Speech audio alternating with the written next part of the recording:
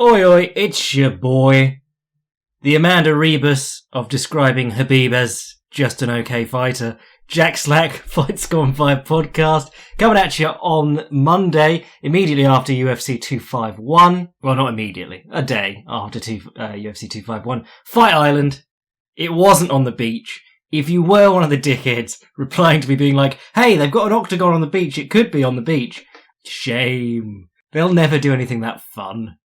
Though it would be kind of shit, if you had sand whipping up everywhere. But what happened? I mean, well, actually, let's do some news first. The big piece of news is that Venom is now going to be Reebok.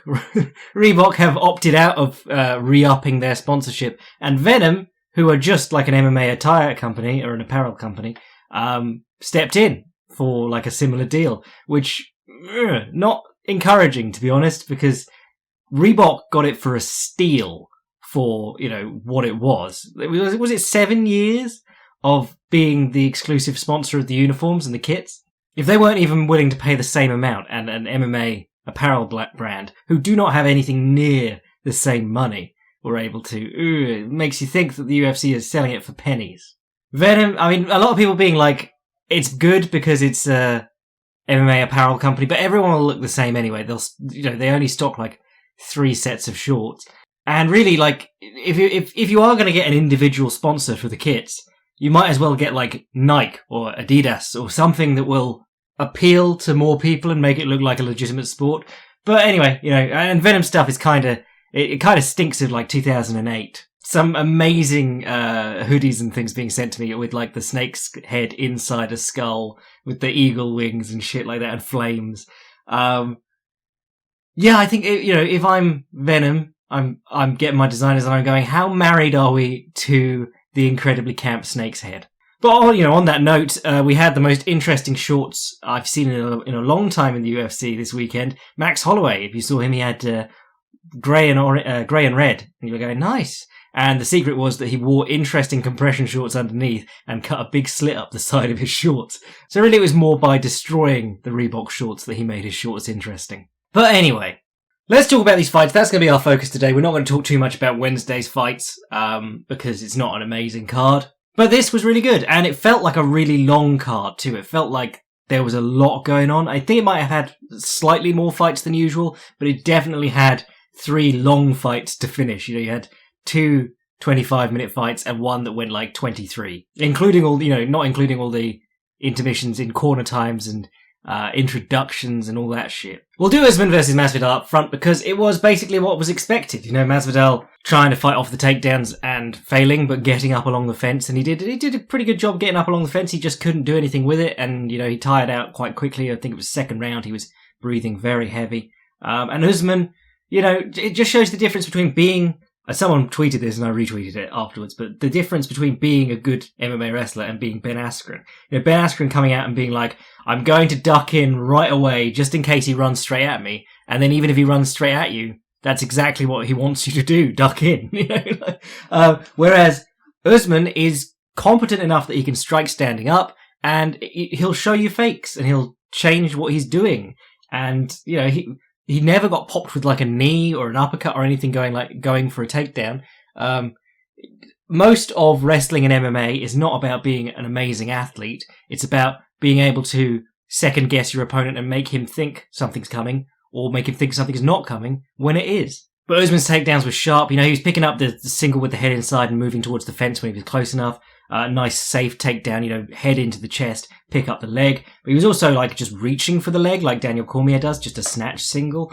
Doing some really fun stuff actually. And Masvidal was doing the standard ATT wall walking. Same stuff you saw Tyron Woodley using against Gilbert Burns. Get the knee in between, get the knee in between you and stand up on that leg.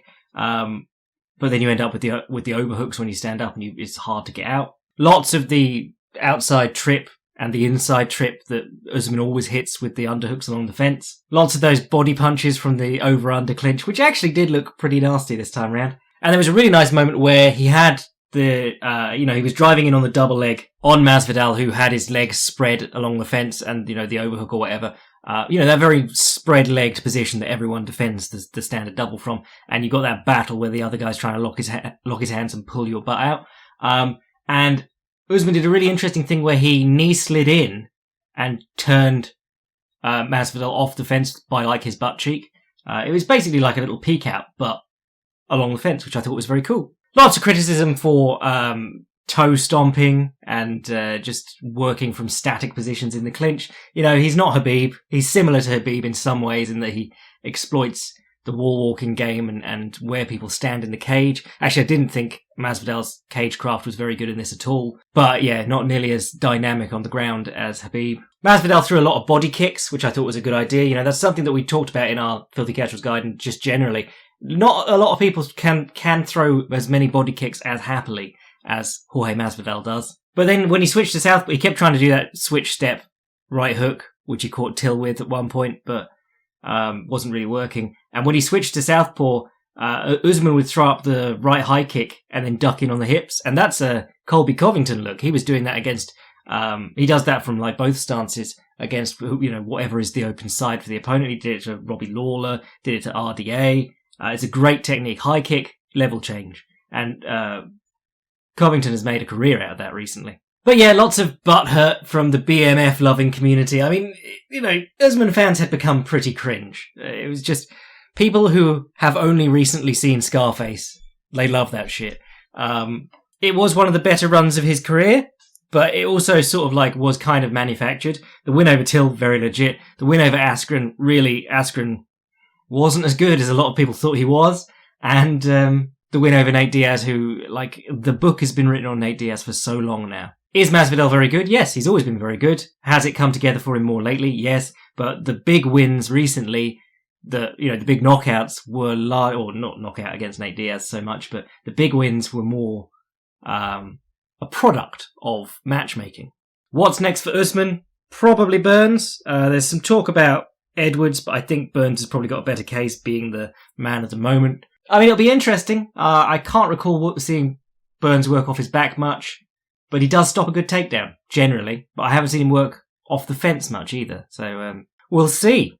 Honestly, everything in that division is interesting except for the title fights. But let's talk about Volkanovski versus Holloway, because that's something I devoted a lot of time to last week. I did a big article on it. If you're a Patreon boy or you want to become a Patreon boy and go read it, go read it. A lot of stuff in it came up, and then there was some stuff in it where I gave my hypothetical game plan, and some of it he did the stuff that I was looking for, but in a different way, and I thought that was really interesting. But yeah, Holloway looked really good, and Volkanovski, Volkanovski won the decision. Lots of, very contentious decision. But the way I was watching it, I wasn't scoring it round by round, but I was looking at it, and I was looking at it this in the same sort of way that I was looking at Holloway in the first fight, going, oh, wow, yeah, Volkanovski's just got him stumped. He's taking away the thing that Holloway always does, and Holloway doesn't have a lot of other ideas. And that's how I was looking at this fight. I just felt each round I was watching Volkanovski not being able to get going with what he wanted to get going, and then pushing to the clinch to try and get a takedown, and mostly failing at that too. But the adjustments that Holloway made, we said fight southpaw more, but he eschewed southpaw altogether. But what he did do was bring his lead leg right up under him. And there's an interesting thing. When you want to fight tall in boxing or fight long in boxing, you tend to have to sort of like get down lower, get your shoulder level. If you're much taller than the opponent, you want to get your shoulder level with their head. And you have to get down lower to do that. Kenny Weldon's always on about that. Obviously, that exposes your lead leg quite a lot if you're in a long stance like Max was in the first fight. This fight, he decided to be taller. Because the interesting thing about Max is that he almost never has the reach advantage anyway. He's just tall. Range is like a product of reach and height. Because you can have the longer arms, but if you're punching up, you're going to lose a little bit of the reach on your arms. So in this fight, Holloway decided to fight tall rather than long, brought that lead foot back underneath him, stood very tall, and kicked a lot, which we said we wanted lots of. Didn't really enter off the kicks that much, used the front kick to the body like we wanted him to, but didn't really enter in combinations. He was just using the kicks to pick away at Volkanovski. And what he did a lot for the first two rounds was stand sort of on the end of Volkanovski's range and invite the kick and pull his leg back, pull his foot back underneath his hip, or throw his hips back and pull his leg underneath him rather. And that worked really well in sort of like discouraging Volkanovski from kicking as often, and also just showing him that like, I'm ready for the kick, because the plan in the first fight was to treat it like he had against Jose Aldo, where it was like, when he kicks, I will throw the right straight up the center, and it wasn't really working. He wasn't making him pay. So Volkanovski just kept trying the kick, and timing him stepping in. But bringing coming up into a higher stance and bringing the foot back, helped him in other ways too. Holloway was throwing the back kick in the first fight and missing by a mile. When you see guys, Zhang Weili does this a lot too. She'll throw the back kick or the wheel kick, but she'll throw it so wide that the opponent sort of is forced down their back, down the angle where you're safe, and the kick just ends up flying past them. By bringing his foot back in underneath him, he was able to do those little hopping on the spot, rolling sabats as they were in one of the UFC games. I think that was one of the THQ games. But, very short, clipped back kicks and turning on the spot in a pivot. And he landed a good few of those, like the first little knockdown thing.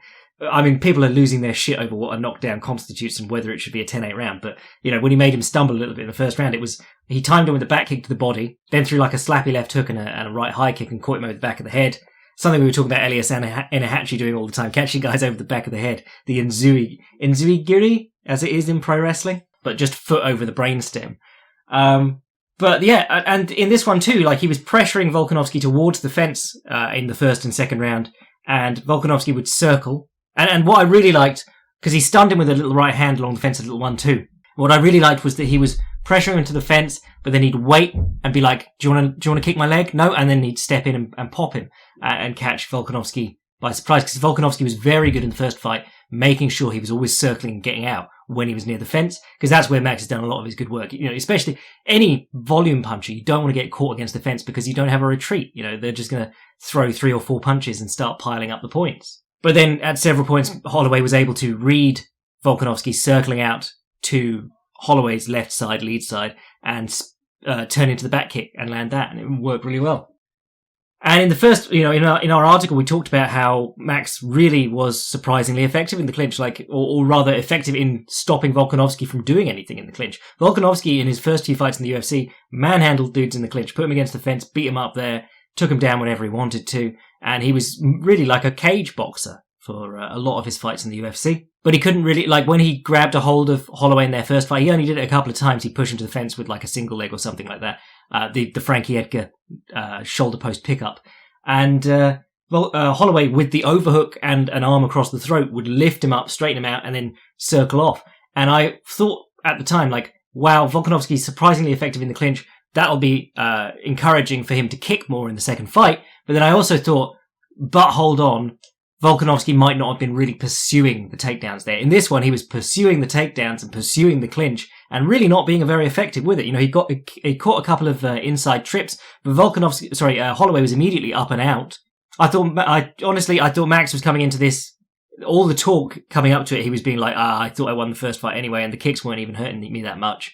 And I haven't really sparred much, and it must have all been bollocks, because he came in with a much changed game plan.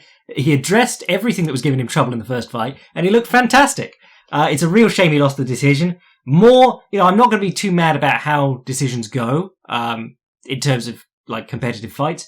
I thought he won, but more disappointing because, it's going to be harder to sell a third fight now, and I think those two have a really interesting matchup. Both those fights have been high level, top quality kickboxing and MMA. And then Patricio Freire came out and was like, I'll fight Alexander Volkanovski and beat him. And you're like, shut up, mate, you fight soup cans.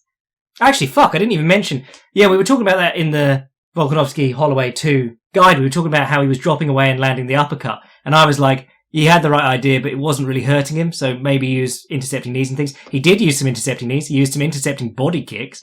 And then he actually just sat back and used the counter uppercut more. Really, got to it early, had Volkanovski running to him, and he'd fall back and uppercut. Worked beautifully. So, shut my mouth. But on the subject of high-level kickboxing and MMA, Petr Yan versus Jose Aldo. Oh, mwah. We're getting Aldo on the end of his career here, but he looked really good. I thought he looked really good. He got tired, which is what happens to Jose Aldo, but I think that would have happened to him if he'd been fighting someone like Max Holloway or Petr Yan at their best in his prime, because he's always been very. I always talk about it every episode, but he quick twitch, but he slips, returns with 3 punches that are going to take your head off, and he really puts his all into everything. And if you can keep him moving and keep him working that pace, if you can make him work with knockout punches every punch for 200 punches over a 5-round fight, that's a lot to put on him.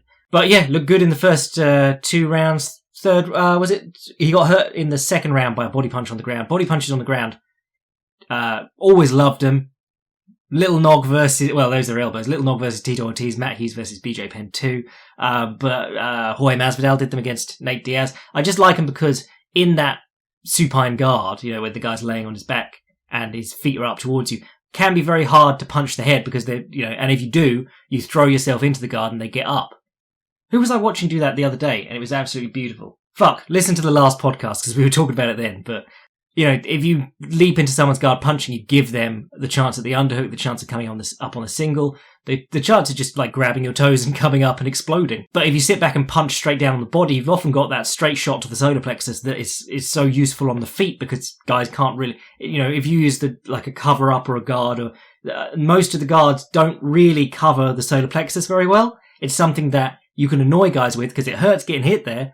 You're not going to knock the guy out first time, but you can hit him in it until he has to do something about it, and then something else opens up. But on the ground, could be a finishing punch, to be honest. GSP did it a lot too. He saw Matt Hughes do it against BJ Penn, and he just kept standing in BJ Penn's guard in their second fight and punching him straight in the gut. But I thought this fight was lovely. He had a lot of adaptation on the fly. You had the slow start that's customary for Peter Yan, but Aldo used the low kicks beautifully. He used calf kicks, so he's learning, he's changing, he's growing with the times. But he was also using body kicks when Yan switched to southpaw and threatening high kicks. He was throwing low kicks and then coming back with the knee up the center. Gorgeous. The clinch work was really interesting because I said in my pre-fight I'd like to see Yan try and force the collar ties and work those clinch positions that he does so well. And Aldo, they kept entering these clinches with the hands down and neither man really looking for a takedown, but both men being ready to come at them striking. Yan hit him with a back elbow at one point and a little short elbow too. When Yan went southpaw, Aldo, amazing left hook to the body generally, but he was changing the angle a little bit and coming around and trying to go behind the elbow to the kidney. Love that.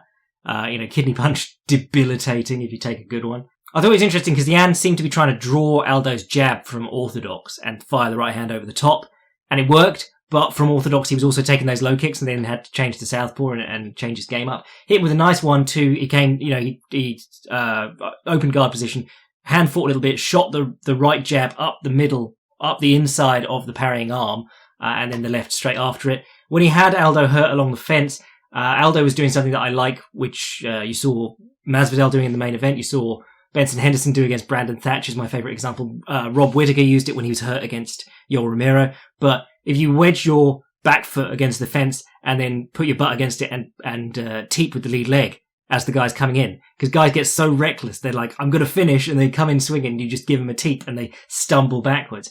And Aldo was doing that, and Yan picked it up and went round the back of the leg and did the little uchimata on the back leg. I don't know what the official wrestling name is for it. It's probably named after some school somewhere, if we're honest. But that little, through the legs, back heel to put the guy down in like a wheelbarrow position. And that's what's great about Yan. He's billed as a boxer. He chooses to be billed as a boxer, but he's always been willing to go to takedowns to make the boxing more effective. Or just if the boxing's having like a really good effect, he'll just go to the takedowns because they're easy to pick up. He doesn't get stuck on one idea. Finish was a bit rough. Had to watch Jose Aldo take like 40 unanswered punches from the turtle. But, it's just refs don't want to stop legends with like, you're not responding sort of punches. Like getting put in the mounted crucifix and just taking tippy-tap punches, the Kimbo Slice versus Roy Nelson stoppage, where, the punches aren't murdering you, but you physically can't defend yourself. Yan was beating him, and it was not nice, but it wasn't like they were coming so fast and furious that you could say, oh, very clear stoppage. I think Leon Edwards probably felt like he'd get some grief if he stopped it for just build-up of damage and nothing coming back and not improving position. But yeah, Yan gets the title. I mean, the title was a bit of a shit show, generally, but I think we got a pretty clear path with him versus Sterling. But then we had a pretty clear path before, and the UFC managed to fuck it by making Dom Cruz and Jose Aldo title contenders. But yeah, I mean, Jose Aldo didn't give a bad account of himself. I thought he looked really good. Peter Yan continued to be an absolute monster who adapts very well. Roll on bantamweight division. So what else did we have? We had so much going on here. I've done the top three. Rose Namajunas versus Jessica Andrade. Now, I gave Jessica Andrade a lot of grief. I always give her grief because she never changes. I go, if she had a fucking inside low kick, if she could move her head, if she had a boxing coach who would teach her to actually use her attributes and fight to her stature, she would be great. And then I think I specifically said last week, she won't because she doesn't have good coaches and her main sparring partner is Priscilla Cachoeira. But this fight, she actually came, I mean, it wasn't Mike Tyson. It was just her moving her head around a lot. And a lot of that was like, I mean, it's a good thing she's always in good condition because, like, if you watch young lads doing that in sparring, they tire themselves out quite quickly. The actual head movement, constant head movement, you want slight head movement, and then you do a bigger slip to avoid the punches. But even just that made it much harder for Rose Namajunas to find her head as often and as cleanly as she did in the first fight.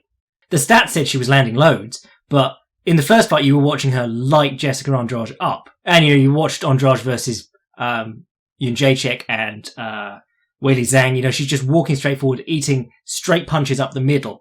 And there's not a lot you can do to roll with that or take anything off it. You just have to rely on having a great chin. So it was great to see her moving her head in this one. And she was using an inside right to the body. She was slipping to the inside of the jab and throwing the right hand to the body and entering off that. She didn't really enter off it for the first 2 rounds. By the end of the second round, she was starting to move in off it and throw combinations. And that was good. I really liked that. She was throwing inside kicks too, which is good, but she wasn't building off them. And in the third round, I was going, it's interesting that she hasn't thrown that over the jab, the right hand, and tried to knock her out. And she did. Immediately, she slipped inside a jab, threw the right hand over the top, and it was just like when she landed that left hook against Joanna Jędrzejczyk. One punch, and the girl's face blows up. I thought really impressive. I mean, obviously, I'm heaping praise on Andrade here, but she lost. Rose Namajunas looked really good, stayed technical, stayed off the fence. Really, there wasn't an awful lot of wrestling on the fence. When she got taken down in the third, off being hurt with the punch, she was throwing up triangles, doing interesting stuff. But, good, solid fight. I think they won Fight of the Night, did they? Yeah, they got Fight of the Night. Honestly, though Andrade lost, I thought that was the most encouraging thing I've seen out of her in a long time. And Rose Namajunas, at points she looked a little bit shaken confidence-wise, but her corner is basically just 3 hype men. It's just Pat Berry shouting. What else happened on the main card? The last one on the main card was Amanda Ribas versus Paige Van Zandt. I mean, as much as people want to hype up Ribas, it was basically just the standard women's MMA fight. Who gets the head and arm throw? Oh no, I'm stuck. Is she going to come out the back? Oh, she hasn't quite managed it. Armbar. Basically, that's it. Paige Van Zandt is the epitome of women's MMA because either she head and arm throws or she gets head and arm throwed.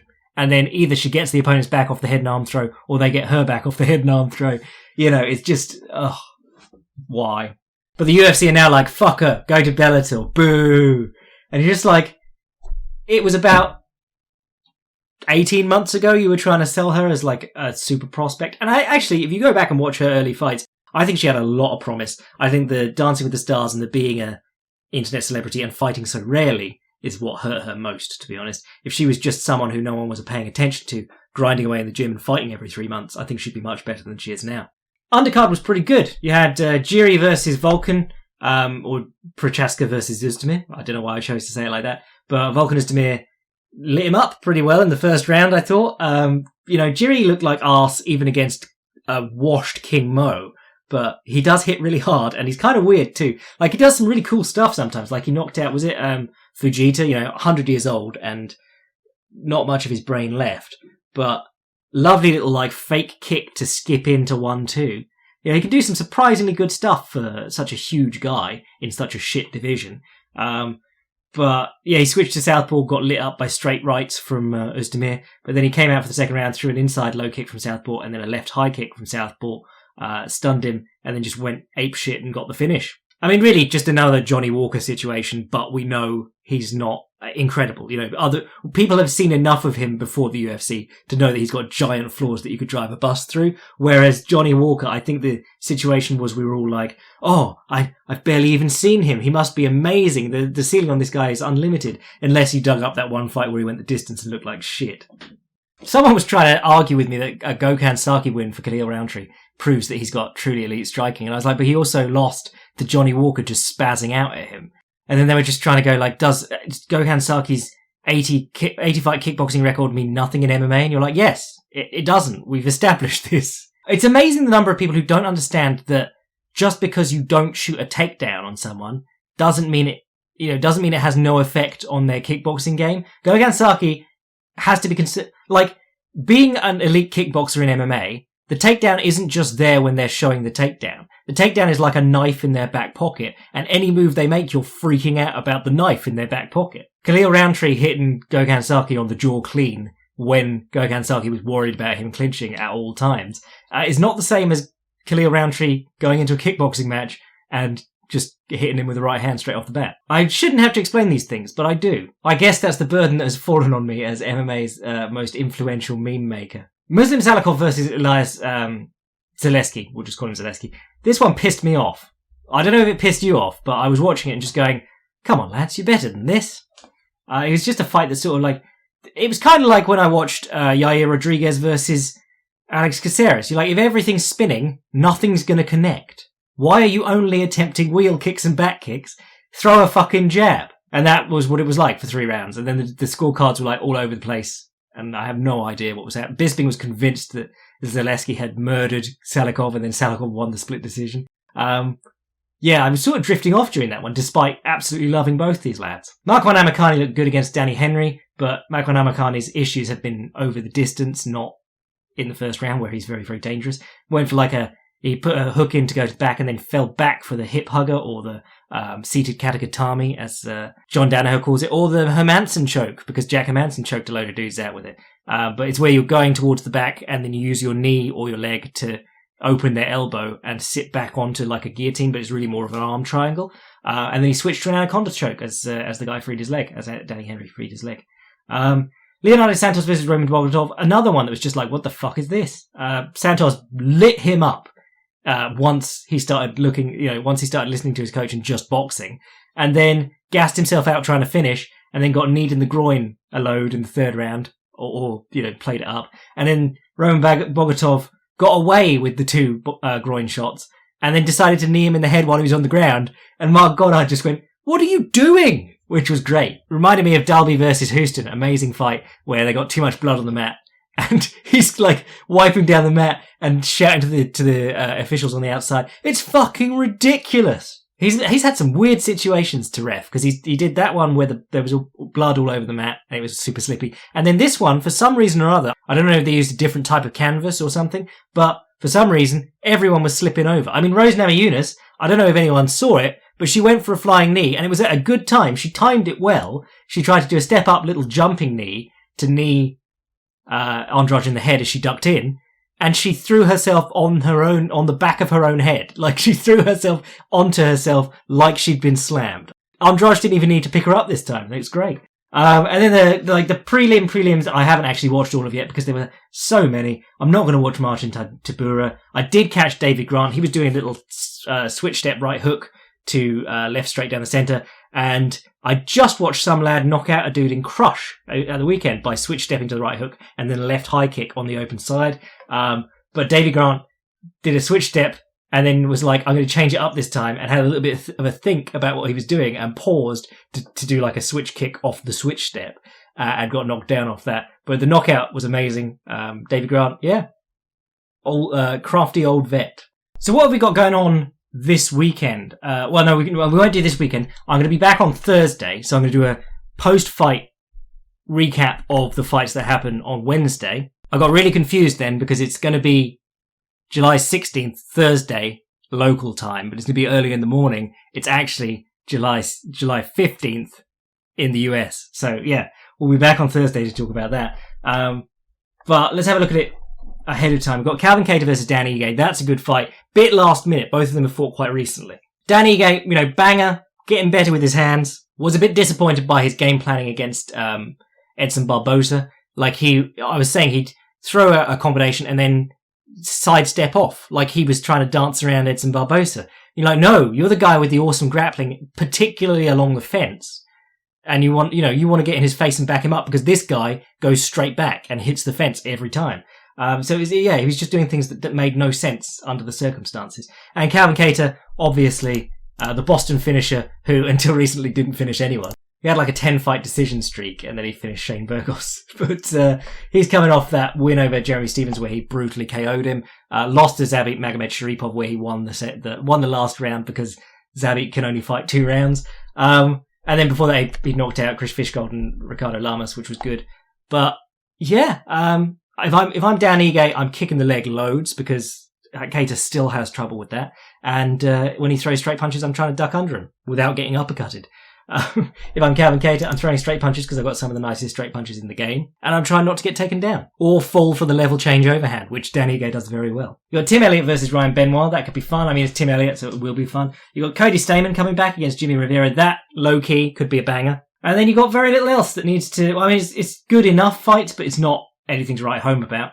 And they cut some neo-Nazi from the card, which was weird. Like that was the big news story around it. Someone got replaced because they used to be a neo-Nazi or something. But I reckon that'll wrap us up for today. We're all caught up. The BMF title is now in the hands of Kamaru Usman. No matter how much children on the internet are like, he can't be the BMF.